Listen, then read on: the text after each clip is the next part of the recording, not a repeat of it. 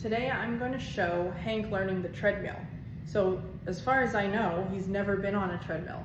He doesn't tend to have a lot of nervousness, so I don't expect him to be really skittish about it, but sometimes they'll go on fine thinking it's just some stationary object, and then they freak out when it starts to actually move. So I'm going to show you how to work through that. I would recommend a prong collar for this, so he will be in a prong collar, and you will be holding the leash. So you need a prong collar and a leash for this. You don't need treats unless they're like highly food motivated, because even highly food motivated dogs will not take it on the treadmill a lot of times, because it's just they're not used to that movement and they have to concentrate on not tripping, and then they don't even want to deal with treats at that point.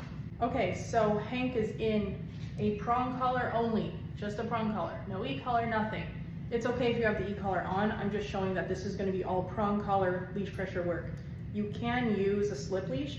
I prefer prong collar for this specifically, just so there's no choking sensations associated. They're more likely to move forward with the leash if it's a prong collar pinching sensation rather than a choking sensation. So the first thing I'm going to do is just lure him on, tell him break, and he can get off a few times. Not lure him, sorry. I'm going to use leash pressure to get him on. So getting him on. He's acting like it's place, totally normal. Break.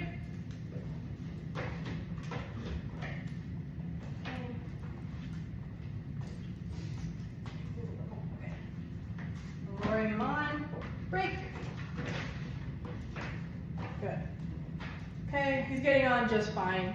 Some dogs may panic a little more because they don't even want to step on it. Work through that with leash pressure, make them do it. Okay, so then the next step is to turn it on and keep him around like in the middle area. So it's going to be on now. I'm going to keep it at a low setting. And I'm ready to, he's going to probably try to jump off. So see, I'm back here now.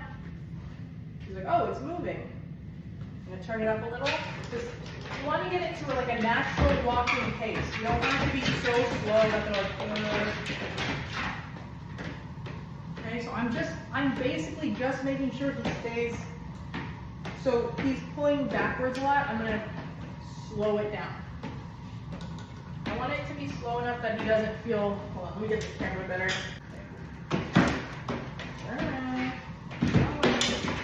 Okay.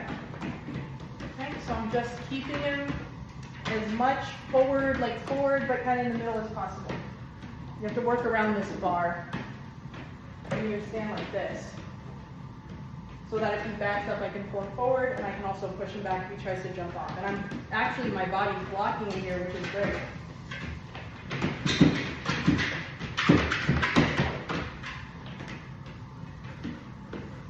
Good.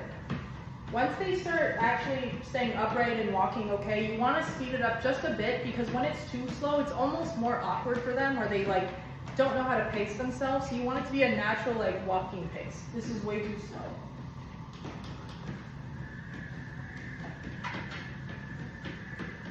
This is better, we're almost there. And if they start to back up, like it's too fast, it's too much too soon, just slow it down and start over.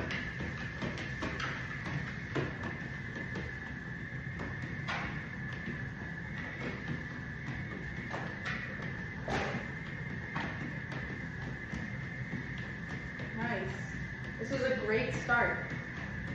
So in the beginning, yeah, you'll want to just stay here with them and hold the leash.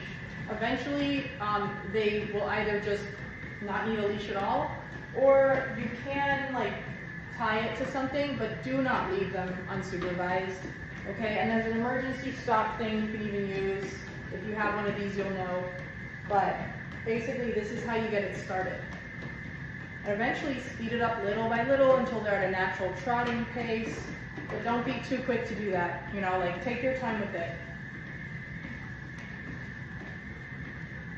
And so a prerequisite for this is please make sure they understand leash pressure and what a prong collar is. Because if you try to just slap a prong collar on and do this exercise, you're going to have two issues there, which is they don't understand the prong collar, so they're going to flip out, and they really don't understand the treadmill, so they're even more going to flip out. So make sure your leash pressure work is like solid before you try this. Okay, and that definitely looked like it was his first time on the treadmill, even though he went on fine, but he's used to getting on things because we've been doing place. So I don't think he's ever been on one because he was like practically crawling and didn't know what to do with himself.